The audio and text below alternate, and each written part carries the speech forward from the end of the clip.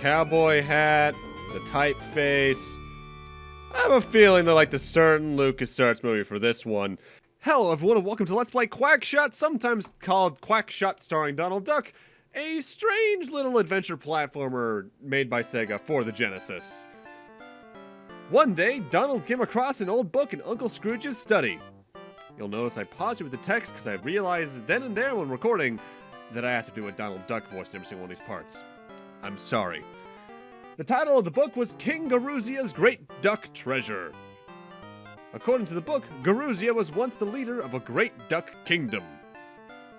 Just before he died, King Garuzia hid his most prized possession in a secret location.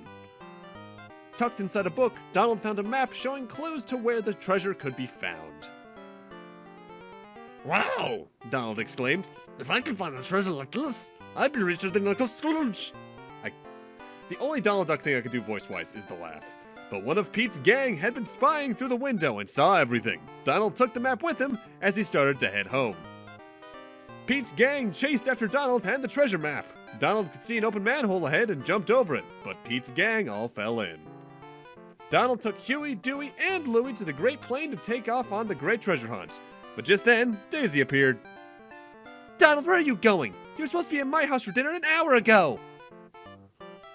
Daisy, something very important's come up. I'm going to find something special for you, and I want it to be a surprise. Donald, wait! Come back! Donald! Donald and his nephews took off in their plane, leaving a furious Daisy behind. Moments later, Pete's gang flew after them in a plane of their own. I swear to you, Donald's voice is probably going to change every time I do it. The only thing I can kind of do is his laugh, because is a lot easier to do than doing that as a voice. By the way, we need to head to our first level, Duckberg. There are 3 available off the bat, but Duckbergs we need to start for a couple reasons.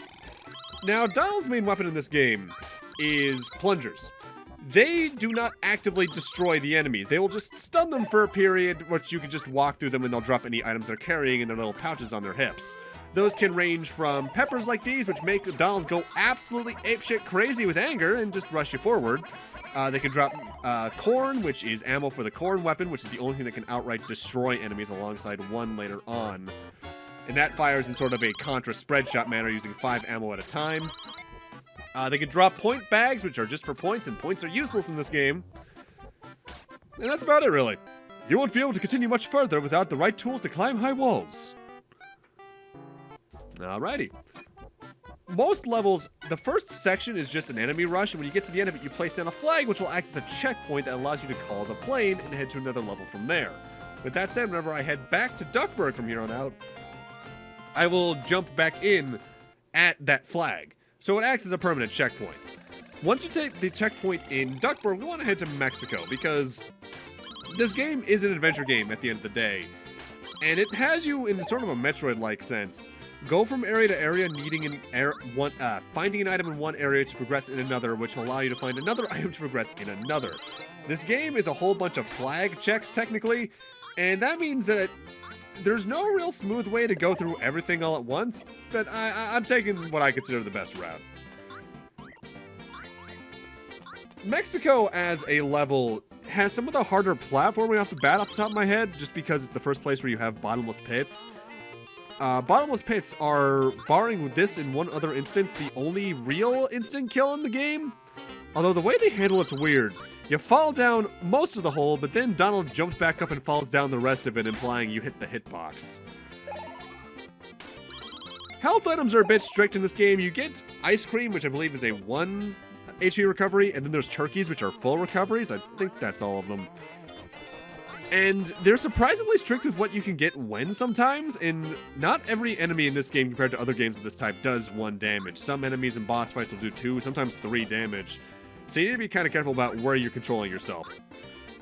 Oh, hey, look, the birds, which are arguably the most dangerous enemy in here. Less so for the birds themselves, but if you're on one of these moving platforms, the beehives they drop will the beehives will hatch into about 6 bees, which have deceptively good tracking when you're on the moving platforms. Also, keep getting the corn cobs. Again, those are ammo for the corn weapon. I don't recommend using them until later, though. Donald, don't you know that you need a special key to go into these ruins? A team of explorers returned to Duckberg with it. It's called the Hero Key.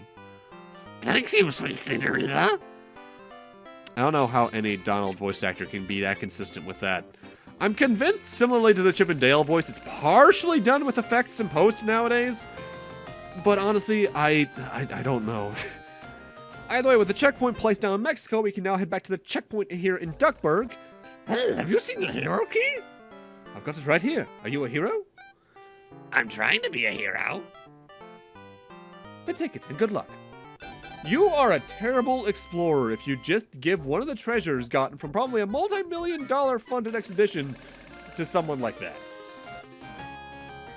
That's... Disney. With the Hero's Key in tow, though, we can head back here to the checkpoint in Mexico and access this temple. You can open this door if you use the Hero Key, and you need to actively use it from your menu. Just press the start button, go down to the menu, select the item, select use, and you'll use it, and it opens the door. It's rudimentary platforming. This, and I think it was, what was it, Mickey Castle Evolution, I think? I've never actively played the game. Aren't very complicated games from what I'm aware of both of them. With that, though, we're now in the first proper level, so to speak. The temple here in Mexico is deceptively dangerous, not because of the fire itself, that just hits you and it does a little bit of damage, but mostly because this is where they really require you to start getting really good with stunning with the plunger. Because if you stun certain enemies as plungers, like these green blocks, you can use them as platforms. If you're trying to jump on them when they're not stunned, they just stay there. But it's also here where you get into one of the more odd control quirks with QuackShot, in that whenever you're on a diagonal slope, the game acts like you're on ice with heavy gravity. You're constantly slipping down it, and you have to fight against the game to make sure you're staying around the same place. Also, ladders are weird because they're sticky. You need to stand still to get on and off of them, and that just feels Thankfully, they're not too common. They're a bit here in part 1, a bit in part 2, and then I don't think there's any in part 3 from memory. Because this game isn't very long. Wouldn't you figure a platformer on the Genesis not too terribly long unless its name is Sonic, or maybe Vector Man sometimes. Now, the most ideal part of Donald's movement in this game, because for the most part, Donald's controls are a bit floaty. He has a bit more lack of momentum in his jump than you'd expect. But if you press down in the attack button, you will do a slide, which is the fastest method of movement Donald has in the game. And you also need to slide under certain attacks and small shafts. So make sure you use that to your best advantage. I'd also recommend using that more than walking in certain instances. The only problem is whenever you're in a small shaft, especially when they might start placing spikes above you, which I think starts happening around now, you need to mash the button to get any good distance out of it. And that's great for going fast, but it's really great, especially for walking face first into enemies, which not always the best. What I could almost recommend is just starting a slide and then immediately moving backwards to maybe scroll the enemy or spike that's going to hit you on screen. Because then at least you can see where it is and time your slide to when it's not active. By the way, spikes in this game are not instant kill, though I do think they do 2 or 3 damage, and given that we have 8 total, they hurt a lot. This jump kind of sucks. The precision needed to get both the jump onto the green platform enemy and over to here is a lot more precise than you'd initially expect. Thankfully, the area isn't too terribly long, even if you can take some good damage here. Gosh, Donald, it's swell to see you. Goofy, what are you doing here? Oh, just looking around. I found this strange knuckle. I don't know what to do with it. Do you want it? You bet. I also found this funny plunger thing. Maybe if you shoot it at walls and things, it'll help you reach high places. And Gyro and Duckberg's looking for you. Why are you here? But I'll take those things. The note's pretty important because it actually gives you a solution to a later puzzle directly on it. 1 sun, 2 moon, 3 star. And he also gives us the red plunger, which will now stick to walls and allow us to act as platforms. Additionally, I think you also jump off of wall plungers higher than you would a normal plunger. With that said, we now need to backtrack to the entire temple area. I'm going to be cutting most of this trek out, but one thing I should note is that if you ever need to jump down a giant pit like this, where the green block enemies were, they are now removed so you don't fall onto a damage source. That is a relatively smart design decision. I'm glad they did that. I would have rather they just had a way to warp you out of there, period. But it doesn't take too long to get out of there. That was maybe a 2-minute long trek. With our business in Mexico done, we now need to head back to Duckberg, as Goofy said, to find Gyro. Thankfully, since we already have the flag here, we don't need to trek any further in, and we just need to use our new sticky plunger to progress up and above. Also, I love this song. QuackShot soundtrack is very Genesis, I guess is the best way to put it. It's got a lot of that big twang. But I think they used it to their favor, most of the tracks in this game. The Duckberg track in particular is just super catchy. Now, the rooftops here, as we progress through them, we actually have some of the more dangerous enemies in the game. We have the turtles who cannot be hit from behind. If you get too close to them, they'll immediately retract into their shells. And you're supposed to wait for them, I think. But honestly, more often than not, I find it's just more worth it just to take a cheap hit and damage boost through them, because they move so slowly. But you do want to watch out for whenever you see a speakerphone, as they will shoot out the word boom at you, which hurts you somehow. And sometimes they'll also just randomly fall from the ceiling. I'm not exactly sure what causes that. Of course, that could just be a bug, because I do know there are 2 versions of this game, version 1.0 and 1.1. You can immediately tell which version of the game you're playing through the game's intro cutscene, because it'll list Huey, Dewey, and Louie. And if there's a space after the comma between Huey and Dewey, you're playing version 1.1. For the most part, I think it's just bug fixes, though they do add in a couple of items at certain points just to make things a bit easier in version 1.1. The third screen of Duckberg is a giant zipline section, really.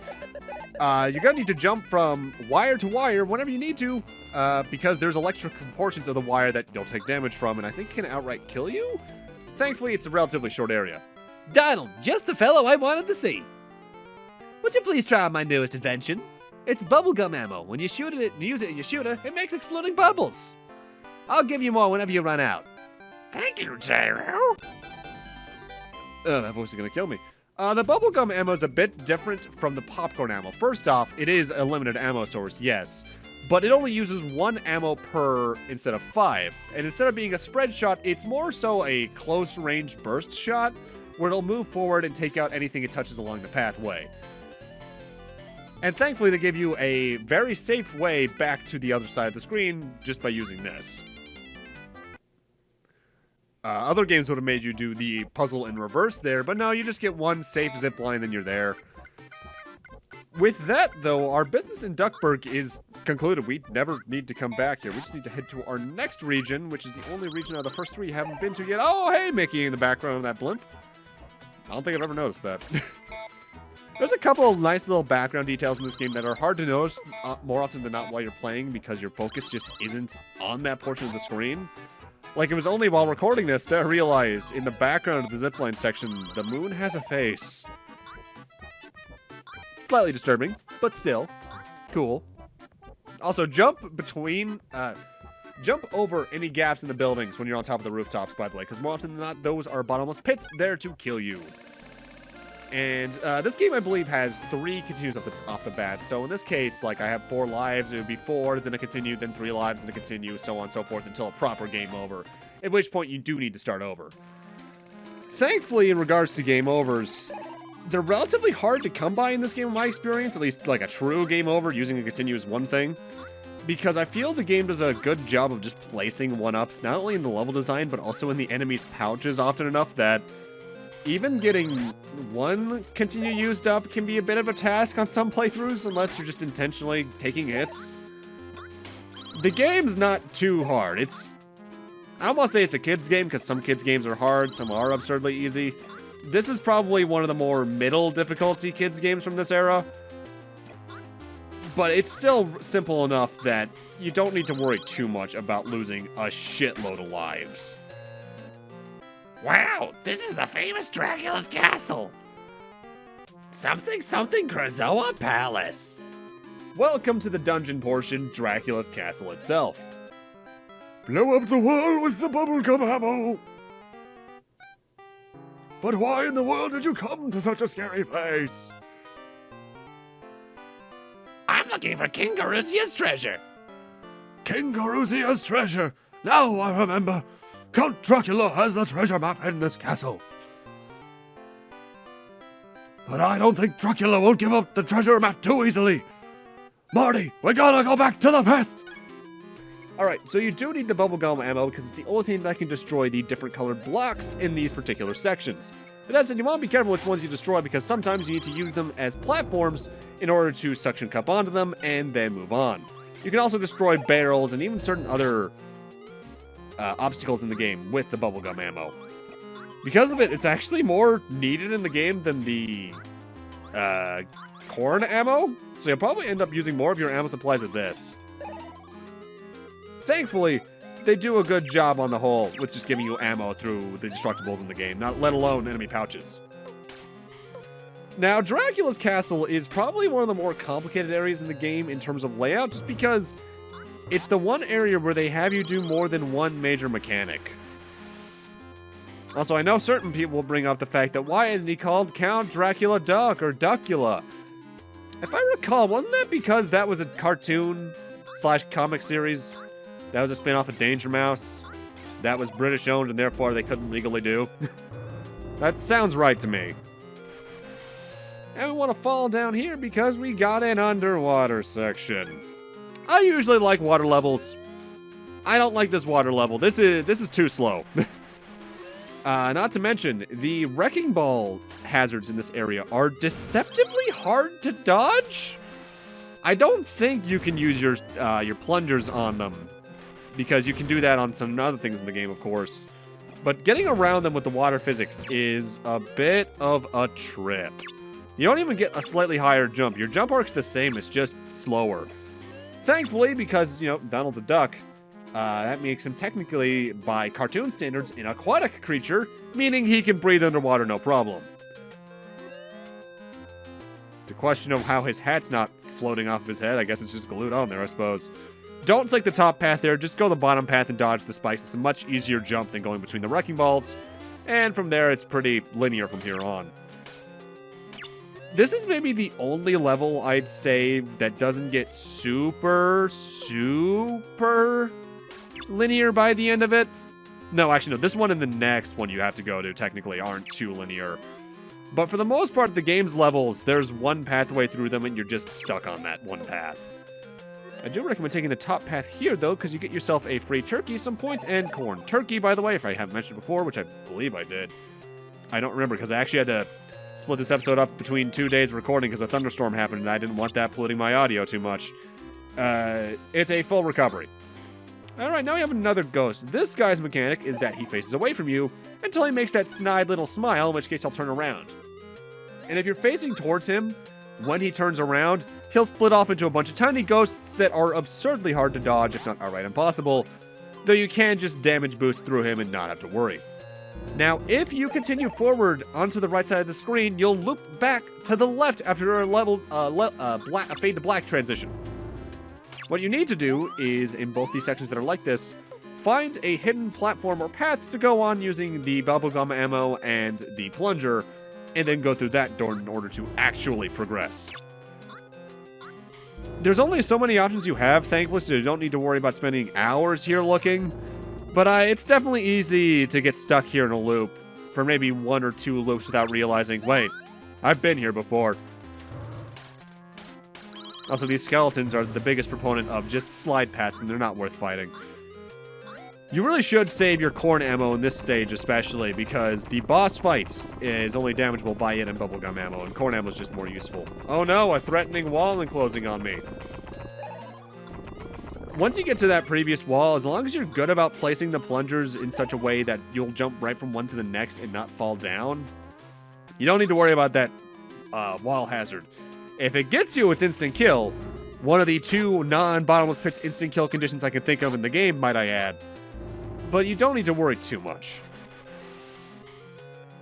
And in this room, we have another repeat of the ghost mechanic, but this time around, instead of blowing out the middle block in a set, we need to make a wall for us to jump to right up there, and I messed up. We need to jump up to that particular shaft above us, but I accidentally destroyed all the platforms I had, so either I take a death here, or I have to go through the loop.